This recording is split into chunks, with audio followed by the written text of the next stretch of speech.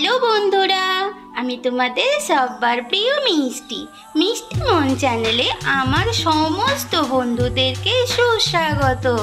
সবাইকে হ্যাপি হোলি। আজকের চলে এসেছি হোলি স্পেশাল নিরামিষ এক ডিশ নিয়ে। তোমরা তাহলে দেখতে থাকো আমি কিভাবে রান্নাটা করি। কি ডিশ বলো তো? আজকে পালং শাক আর আলু দিয়ে কোপ্তা কারি বা পকোড়া কারি। ফিরে আসছি একটু পরে। দেখো বন্ধুরা, আমি যেহেতু পালং শাকের রেসিপি বানাবো তাই পালং শাক ভালো করে ধুয়ে পরিষ্কার করে ছোট ছোট করে কেটে নিয়েছি। আর এইদিকে দেখো আলুটাও আমি একদম ছোট ছোট করে কেটে নিয়েছি, কারণ পালং শাকের সাথে আমি আলুটা দিয়ে বানাবো। এদিকে আমার আছে টমেটো কুচি, একটু টক দই আছে, আর এর মধ্যে আছে একটু আদা, কাঁচা লঙ্কা আর ধনেপাতা। আর এটা হচ্ছে কসৌরি মেথি। কেউ নিতে চাইলে নিতে চাও, কেউ না দিলেও দিতে পারো, এটা তোমাদের মর্জি। আর এদিকে আছে দেখো সর্ষের তেল, এখানে আছে কাশ্মীরি রেড চিলি পাউডার আছে, আর এমনি লঙ্কা গুঁড়োও আছে, বেসন আছে, এর মধ্যে আছে জিরে গুঁড়ো, ধনে গুঁড়ো আর গরম মশলা গুঁড়ো। এখানে আছে হলুদ গুঁড়ো, এটা আছে চাট মশলা পাউডার। যদি কেউ চাট মশলা পাউডারের পরিবর্তে আমচুর পাউডার ইউজ করতে চাও করতে পারো। এদিকে আছে লবণ। তাহলে বন্ধুরা দেখতে থাকো আমি কিভাবে রান্নাটা করি। ফিরে আসছি একটু পরে। দেখো বন্ধুরা, আমি মিক্সির মধ্যে কিছুটা পালং শাক আর টমেটো কুচি, একটু আদা, ধনেপাতা কুচি নিয়ে নিয়েছি। এটা আমি পেস্ট বানাবো, তার জন্য এটাকে এক সাইডে করে রাখি। এদিকে আমি এই পাত্রের মধ্যে পালং শাকগুলো নিয়ে নেব।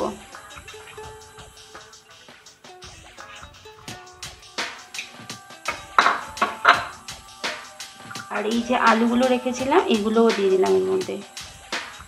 কেউ চাইলে একদম মিহি করে করতে পারো, কিন্তু আমি একটু বড় বড়, একটু একদম ছোট ছোট দুরকম করে আলুগুলো আমি করে নিয়েছি। এবার আমি এর মধ্যে লবণ দেব, লঙ্কা গুঁড়ো সামান্য দিলাম,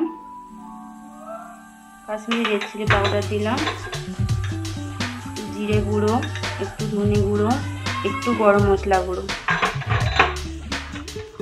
এবার চাট মশলা পাউডারটা দিয়ে দিলাম,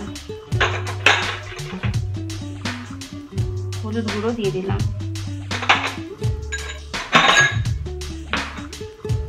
এগুলো দিয়ে একটু ভালো করে মাখিয়ে নিই। এই দেখো আমার সব একসাথে ভালোভাবে মেশানো হয়ে গেছে। তোমরা সবসময় মনে রাখবে আলুটা না একদম জলটাকে নিংড়ে নিয়ে নিতে হবে, পালং শাকটাও তাই, নাহলে কিন্তু প্রচুর জল বেরিয়ে যায় এই জন্য। এবার আমি এর মধ্যে বেসনগুলো দিয়ে দেবো, অল্প অল্প করে দেব, যতটা লাগবে সেই অনুযায়ী দেব। কিছুটা দিয়ে আমি মাখানোর চেষ্টা করি, দেখি যদি লাগে আমি আবার দেবো।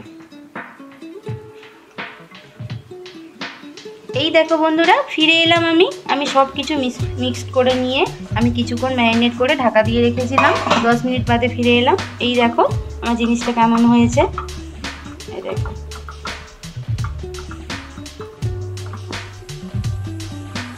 সব কিছু পরিমাণ মতো মেশাতে হবে, না হলে পালং শাক আলু দুটো থেকেই জল কিন্তু বেরিয়ে যায়, সেই জন্য। ঠিক আছে, এবার দেখো বন্ধুরা, কড়াইতে আমি একটু সাদা তেল সর্ষের তেল দুটো মিক্সড করে দিয়েছি। ঠিক আছে, এবার আমি এর মধ্যে এই পালং শাক আলুর মশলা দিয়ে যে মিশ্রণটা আছে এক এক করে ছেড়ে দেব। যে যেমন চাও সেরকম শেপ করে ছাড়বে।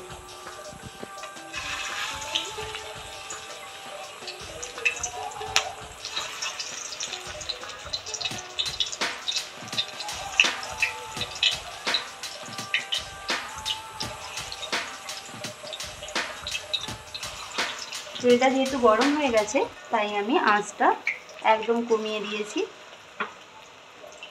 যে যেরকম পারো সেভ করে করতে পারো বন্ধুরা। এইটা একদম নিরামিষ রান্না, ঠিক আছে? তোমরা একবার বাড়িতে ট্রাই করে দেখো।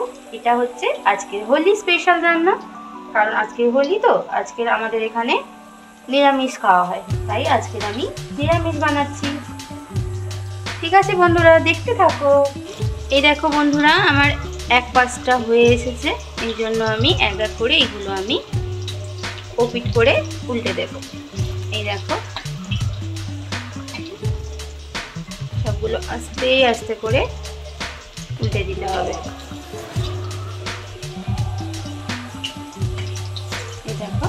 সব উল্টে দিচ্ছি আস্তে আস্তে করে।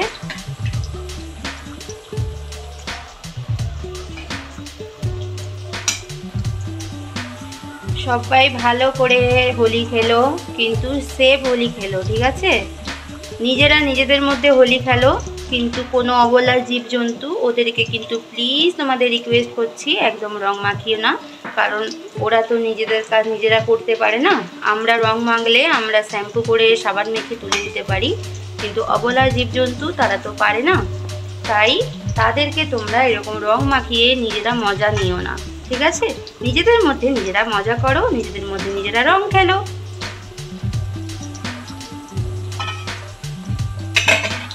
এই দেখো বন্ধুরা, আমার কোপ্তাগুলো একদম রেডি। এবার আমি এগুলো আস্তে আস্তে করে তেল ঝরিয়ে তুলে নেব। এই দেখো তুলে নিলাম। আবার আমি এরকম আবার ভাজবো।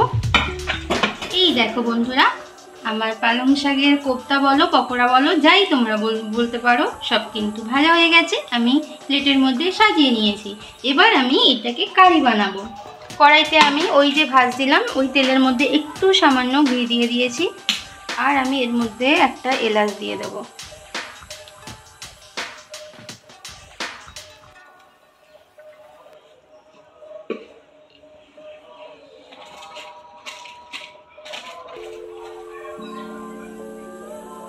এবার আমি সেই যে এই দেখো তোমরা যে পালং শাকের যে আমি আলাদা করে পালং শাক, আদা, টমেটো সব নিয়ে নিয়েছিলাম, ধনেপাতা, এই দেখো একটা পেস্ট বানিয়ে নিয়েছি। এবার কড়াইতে তেলটা গরম হয়ে যাক। গরম হয়ে যাওয়ার পরে আমি হচ্ছে এর মধ্যে একটা মশলা দিয়ে পেস্ট দেবো। সমস্ত লঙ্কা গুঁড়ো, মানে red chilli powder, Kashmiri red chilli powder, আর হলুদ গুঁড়ো,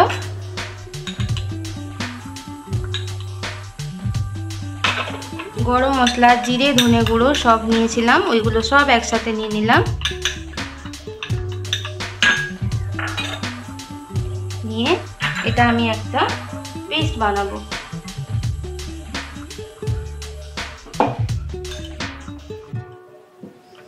দেখো এদিকে আমার তেলটা গরম হয়ে গেছে। এবার আমি ওই পালং শাকের পেস্টটা দিয়ে দিলাম।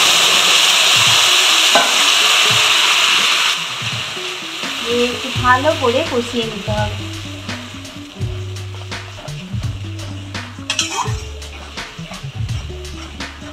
ঠিক আছে, তোমরা দেখতে থাকো।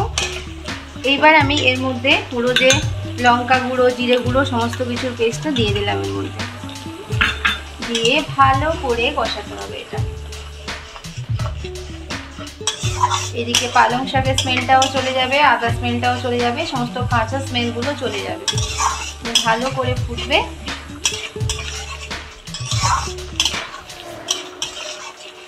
ঠিক আছে, তোমরা দেখতে থাকো। এই দেখো বন্ধুরা, আমার অনেকটা শুকিয়ে এসেছে।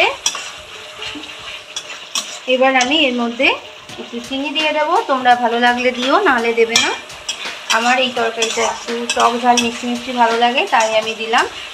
এবার আমি যে ফ্যাটানো টক দইটা নিয়েছিলাম ওটা দিয়ে দেবো।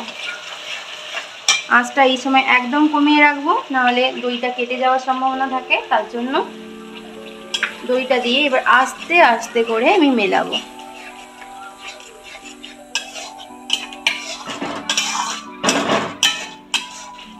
এই দেখো বন্ধুরা, সমস্ত মশলাগুলো আমার একদম শুকনো শুকনো হয়ে এসেছে। এটা একদম শুকনো কাঠ শুকনো হবে না, কিন্তু অনেকটাই কমে এসছে। এইবারে আমি যেহেতু কারি বানাবো, তাই আমি একটু এর মধ্যে যে পেস্টটা বানিয়েছিলাম ওর থেকে যে জল বেরিয়েছিল সেইটা আমি দিয়ে দেবো এর মধ্যে।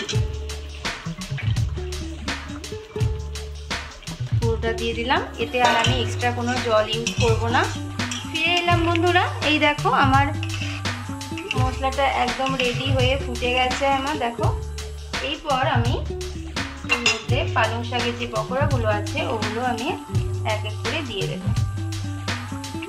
আঁচটা একটু কমিয়ে দিলাম।